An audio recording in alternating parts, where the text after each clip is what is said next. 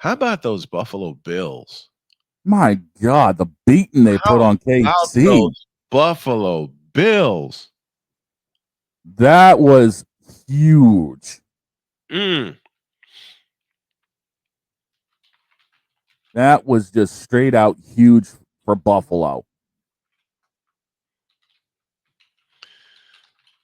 And I mean, the fact is, it wasn't even really all. It was close in halftime, and then Buffalo just straight out dropped the hammer in the second half. They roared out in the second half. I think it was going to be a good game when they picked Patrick Mahomes off from their first drive of the game. Yes, that was the start of it. That was indeed the start of it, which is one of the which is one of the best things I've ever seen, because the Bills got their act together, stemming from that loss last January in Rich Stadium. Jedi Kid is with us as we take a trip to the Fanatics feedback zone. Good morning to you. And we're doing what you asked. We're talking about how the Chiefs got handed their first L by the Bills, and something you said, Dogfather, at the top of the show, we may have just found our AFC Championship game. Not just that, but Buffalo did the one thing a lot of teams have been unable to do with Kansas City, and that was shut down the run. Shut down the run. They took away the thing that Kansas City has been trying to establish all year, quite frankly, if you want to be honest. And they made Mahomes. Jordan said they were beat up. Somehow they found ways to win, but they couldn't keep leaning on those ways to win. No, and Mahomes got turned one-dimensional, and it showed last night. Mm-hmm. He only threw for 196 yards, 23 of 33, 3 tuds, 2 pick. And that second pick sealed the ball game. Yeah, it did. That second pick sealed the ball game. 30-21 was the final in that game. Round 2 in January. Easily. And I think round 2 will wind up where round 1 was, at Rich Stadium. I just have this stupid feeling it's going to wind up in Rich Stadium. Yeah, because outside of the 49ers and the Lions, the Bills have a relatively easy schedule. They face us twice in 3 weeks. Mm-hmm. And in that sandwich, here we go talking about sandwiches again, is the Jets.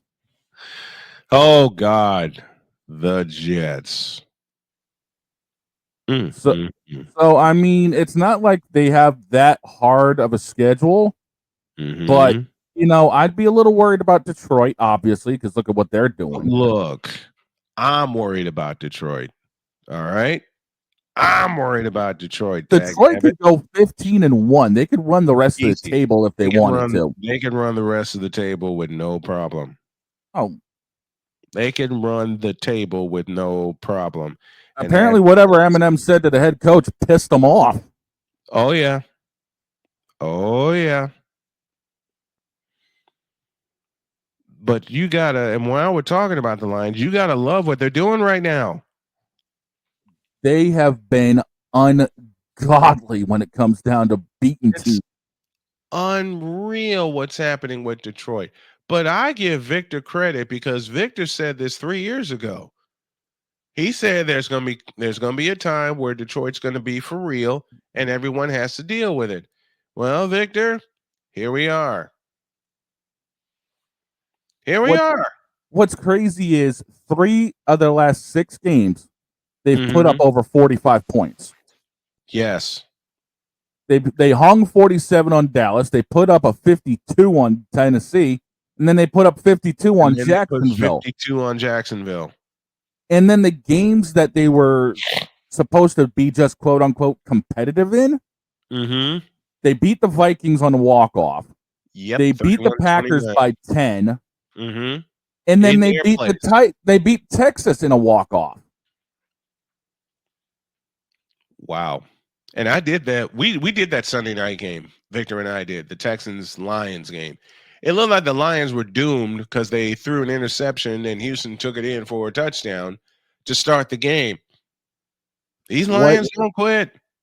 What's crazy is it's 7 in a row in the W column for these guys. Actually, no, wait, Yes, it's 8 in a row. I'm 8 looking in at a this row. right now. Yeah. It's Mhm. 8 in a row 8 in a because they row. took their early loss against the Bucks in a close Mhm. one, Mhm. and then they've just gone rifling. They've gone mad. They've gone crazy, and I mean that in a very good way.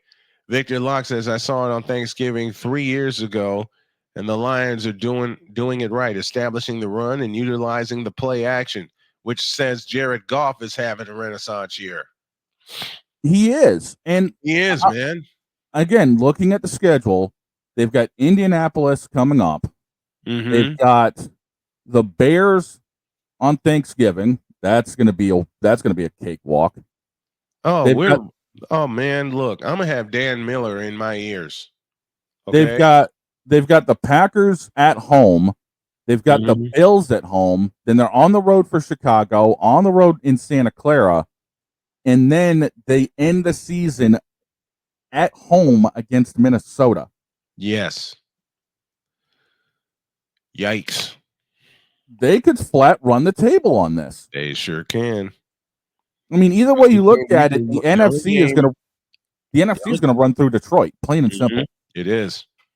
The only game that the Lions may need to worry about is San Francisco. Yeah, Because, like I said earlier, by that time, the Niners could have their act together, and that is just injuries. by That that they time Detroit could give two craps less because they could have the division clinched. Yeah, within the next couple of weeks, they're going to clinch that division. Oh, easily. Within the next couple of weeks, they're going to clinch that division. I say they have it done by the time they put their foot up Green Bay's ass. I say so. I say so.